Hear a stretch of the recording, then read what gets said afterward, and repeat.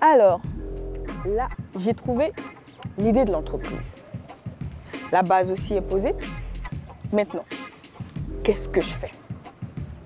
Qu'est-ce que je fais maintenant? Ah, tu es là. Ça tombe bien. Tu te poses la même question que moi? Eh bien, ensemble, on va essayer de trouver des réponses. Puisque nous sommes jeunes. On en a dans la tête.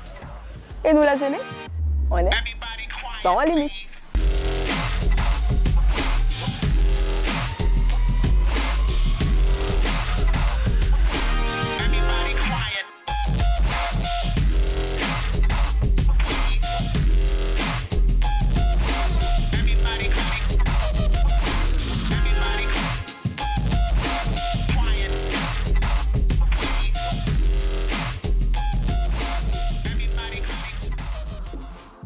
Cette émission est produite avec l'appui financier des sponsors suivants.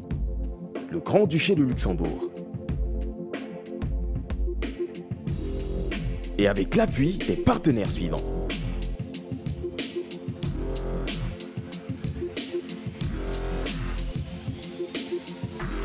S'il y a bien une chose qui ne souffre d'aucun débat, mais alors là, aucun débat, c'est que les contacts, c'est super important en business. Il faut avoir un bon carnet d'adresses, il faut connaître les bonnes personnes quand il faut et comme il faut. C'est bien, super, on est d'accord. Mais une liste de contacts dans un carnet, comment on s'en sert? Qu'est-ce qu'on fait après cela? Heureusement, nous avons notre perle Aïda qui en sait un peu plus et elle nous dira quoi faire avec son carnet d'adresses. Aïda, on t'écoute.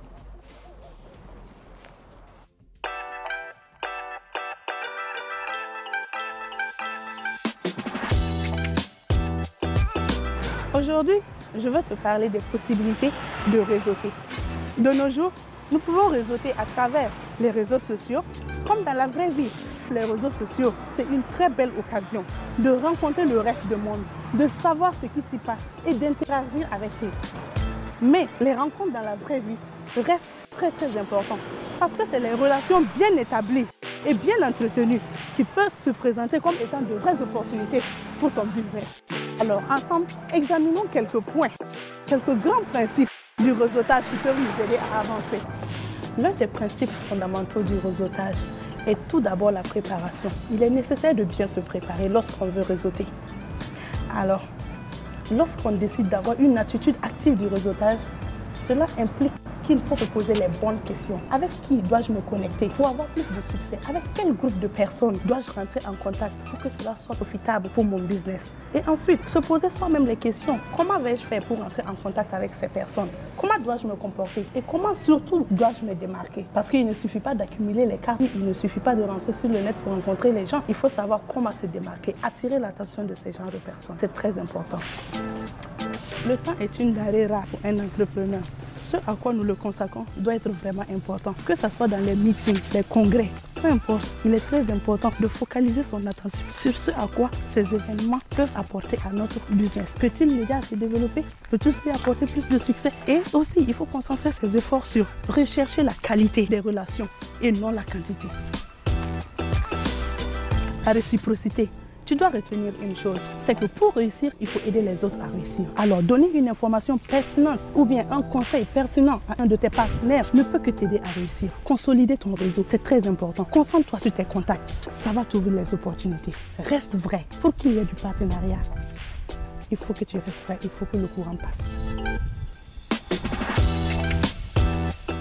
Enfin, tout ce que je peux te dire, c'est lance-toi. Pour que ces relations te soient bénéfiques dans le futur, il est important de structurer ton réseau et de mettre de l'ordre. Même sur les cartes de visite que tu échanges, écris les noms, l'heure, l'occasion à laquelle tu les as échangés. C'est très important. Et aussi, il faut les suivre.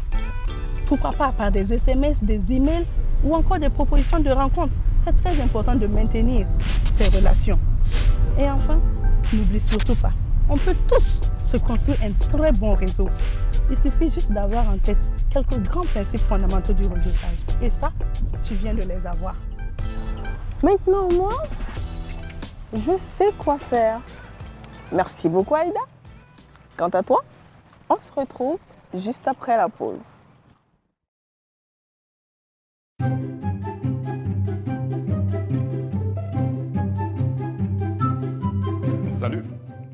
Django Bachili, coach à Sierra Labs. Aujourd'hui, je vais te donner une clé dont dispose tout entrepreneur à succès. L'esprit d'entrepreneur. 4 piliers. La vision, les motivations, la résilience et les connexions. Henry Ford disait, si je voulais écouter mon marché, je n'allais pas inventer des voitures, mais des chevaux qui courent plus vite. Toi qui veux devenir entrepreneur, tu dois avoir de la vision. Tu dois avoir des objectifs à long terme. Un entrepreneur doit se sentir porteur de quelque chose qui le dépasse. Monsieur Facebook a dit, les gens s'en fichent de ce que tu dis, mais s'intéressent à ce que tu as bâti. Tu veux devenir entrepreneur, passe à l'action. Un entrepreneur doit être motivé en permanence. Passe à l'action pour réaliser cette vision et la transformer en business. Échouer n'est pas une fatalité. Si tu ne connais pas d'échec, c'est que tu n'innoves pas assez. La résilience, c'est ta capacité de te relever de tes échecs et d'apprendre de tes erreurs. Passe à l'action donc pour réaliser ta vision et n'aie pas peur des échecs. Tu sais quoi? Ce qui importe vraiment, c'est le capital humain. Il faut que tu apprennes à travailler avec des gens plus intelligents que toi. Pour développer ton réseau, il faut que tu renforces tes capacités de communication interpersonnelle. Il faut que tu ailles vers les autres. Seul, tu iras plus vite. Avec les autres, tu iras plus loin. En fait, tout ça n'est pas compliqué. Apprends à écouter le monde, tu apprendras à le changer. Tu vois, en 2 minutes, tu as appris comment développer ton esprit d'entrepreneur. À bientôt. Tu as un sujet à nous proposer pour l'émission ou un profil digne d'attention? Envoie-nous un petit mot sur notre page Facebook ou à info@sanlimite.org.